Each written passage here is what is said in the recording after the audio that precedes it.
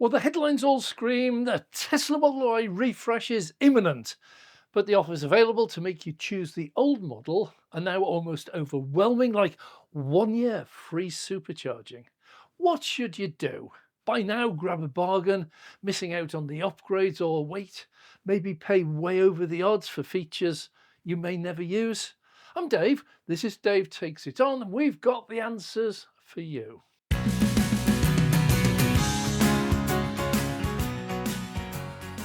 Well, let's just click that subscribe button and we can get started. If you've decided to get your first Tesla, before you order, get a referral code. Find someone who owns a Tesla, ask them for their code.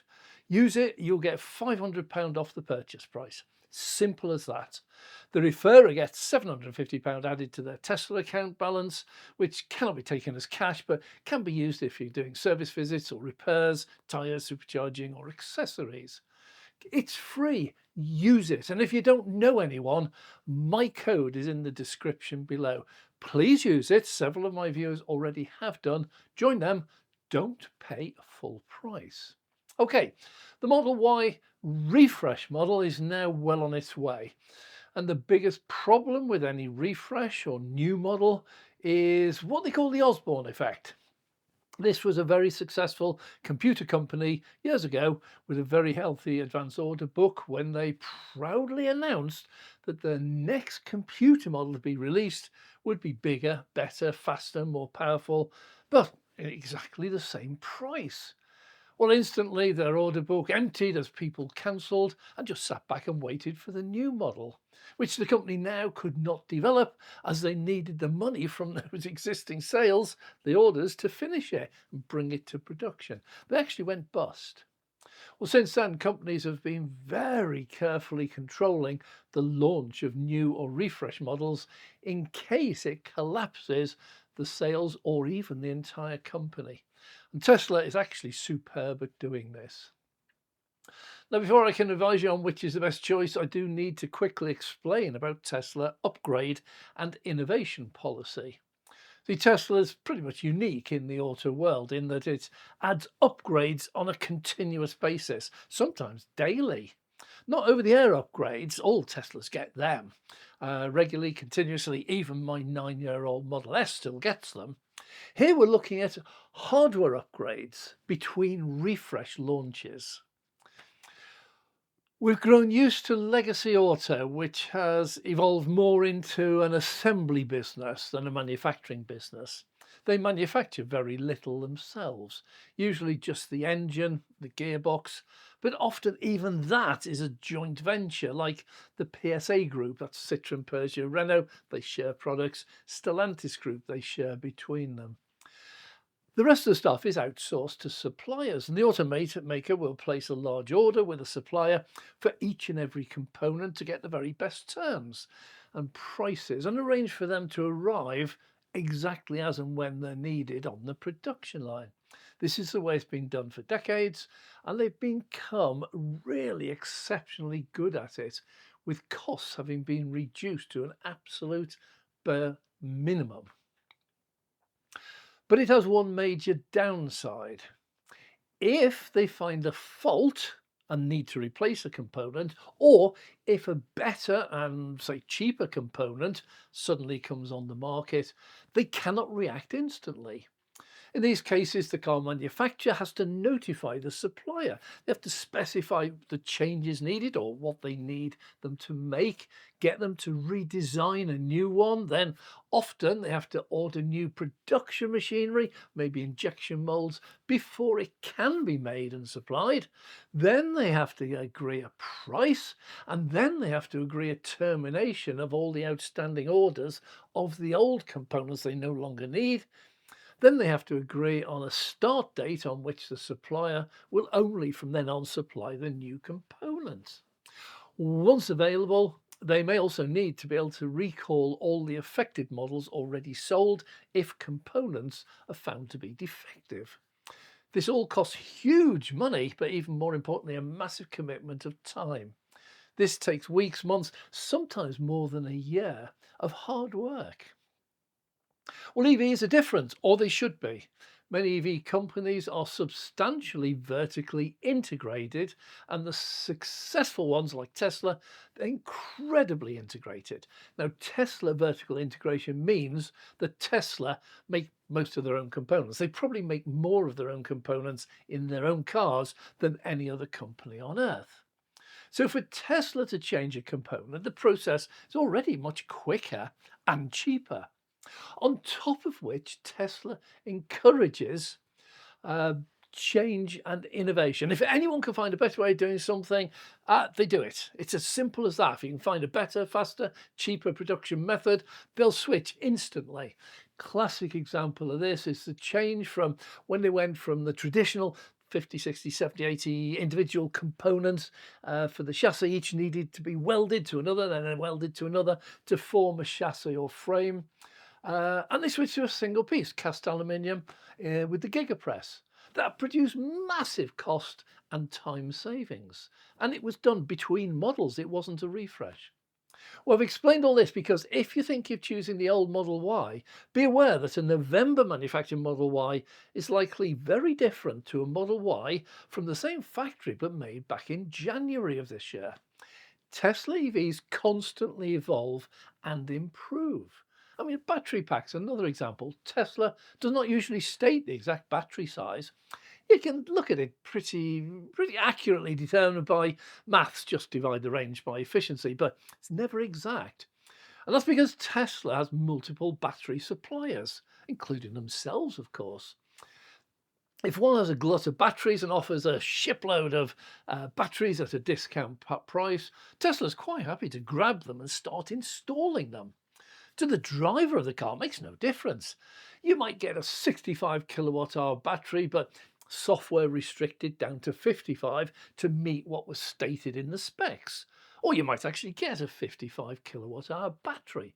General description will match the spec, but you could end up with a CATL or BYD or LG or Panasonic or Tesla batteries. Doesn't matter. Current Model Y, about to be phased out, is a very different car than what was launched just 4 years ago.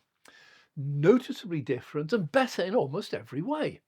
The 2024 Model Y is not an old design needing to be replaced. It is a perfectly valid, highly developed EV still featuring amongst the best tech in the world. But the exact same thing will be happening to the refresh Model Y. Those that have already been made ready for launch, and we're seeing them being stockpiled already, they will be different to the model you will receive if you order one when the books open. This will in fact have a huge impact on your decision. More on that later. Well, once you collect your chosen Model Y, certain things, of course, will now be locked in. The battery, for example. What you get's what you get. It'll never be changed unless, of course, it's faulty. If you get 16 cameras, you're not going to get any more added. Likewise, the stereo and speaker systems, seats, all that will be fixed. But your chosen EV will still evolve via over-the-air updates and upgrades. My Model S receives regular upgrades and updates, but there are some I cannot receive. My main display, for example, was installed 9 years ago, and the processor and memory is outdated. It works perfectly, but I'll never be able to play the latest games available on Steam. I just don't get those over-the-air updates. They're irrelevant to me. I can, of course, pay to have the screen upgraded, in which case I would then start receiving those updates so I could play those games. Just as well, I'm not a computer gamer. Well, let's start putting all this together into firm advice. Who should choose the refresh model? Well, there are people out there for whom having the very latest is pretty much essential. Has to be the biggest, the best, the fastest, etc., etc. And other people need to be able to see that they have the biggest, the best, and the fastest. Well, for these people, it doesn't matter what the spec is. If it's brand new, looks different, and it's the first in the road or the company car park, that's the model for you. That's the easiest decision made.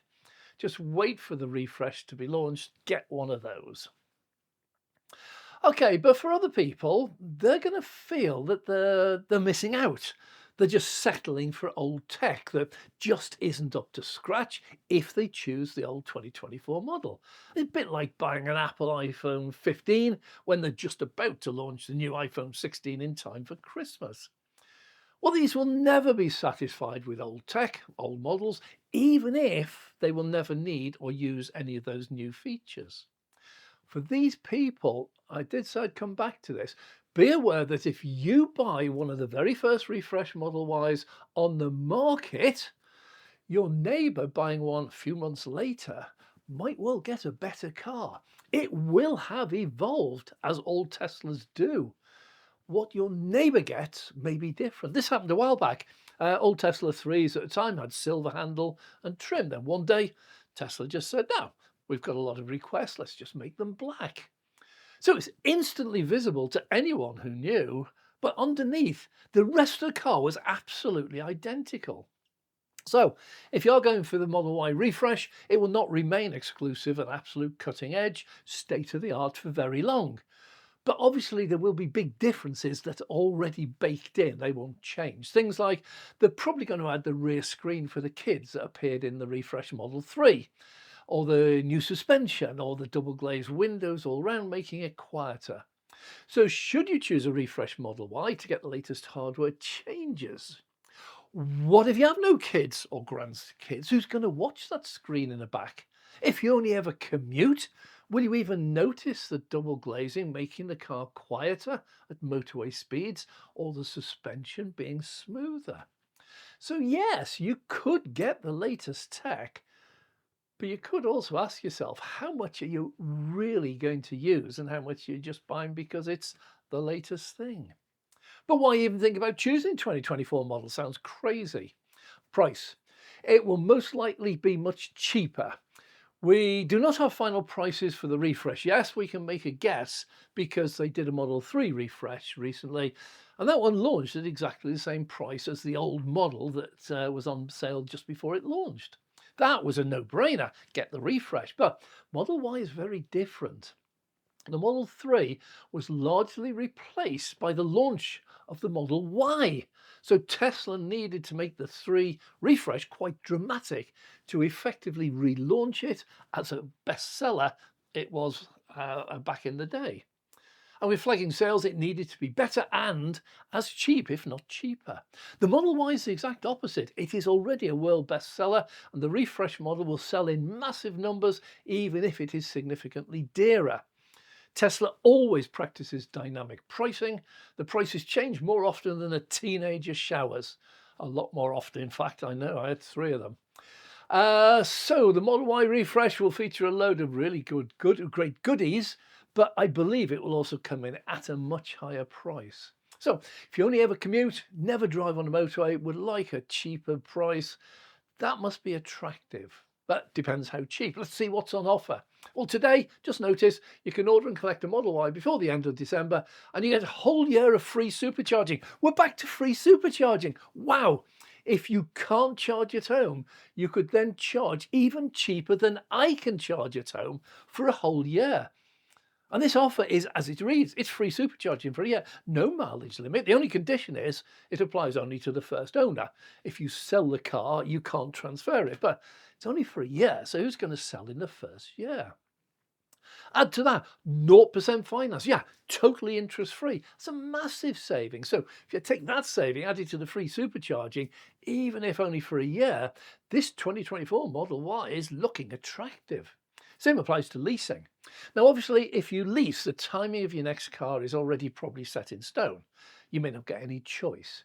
Or if you get a company car, maybe a car on salary sacrifice, that also is predetermined. You can't choose which model to get. When it's due, you get it. But if you lease privately, lease prices at the moment are crazy low. Long-range rear-wheel drive Model Y, £349 a month on a personal contract hire. Nissan Leafs are dearer than that on some other leasing sites. These are bargain prices. So should I choose 2024 Model Y? But wait.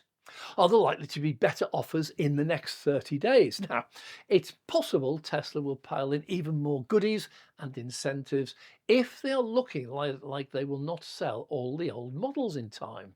But, and this is a huge but, if they do take orders in sufficient numbers to be able to sell all of the existing stock of the old 2024 Model Ys, these offers and incentives just instantly stop. No warning, no notice, one day there, next day gone. You may miss out. Okay, my best prediction for the refresh Model Y is they will add the rear screen for the Kidleys. They will install the double glazing, better suspension. You will get a better stereo. You'll probably get better seats. You will get fancy flashing lights and the ability to change the ambient colour of the cabin. Oh, you will get a 7-seater version. There will be other bits and pieces. You will not get 500 kilowatt charging speeds. Tesla V4 chargers. You will not get the 4680 battery cells. You will not get faster charging, and any extra range that you might get, it's likely to be less than 50 miles.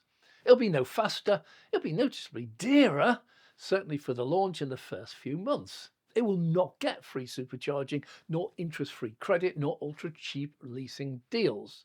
By the way, the price for all this free advice I'm giving you is simply click the subscribe button.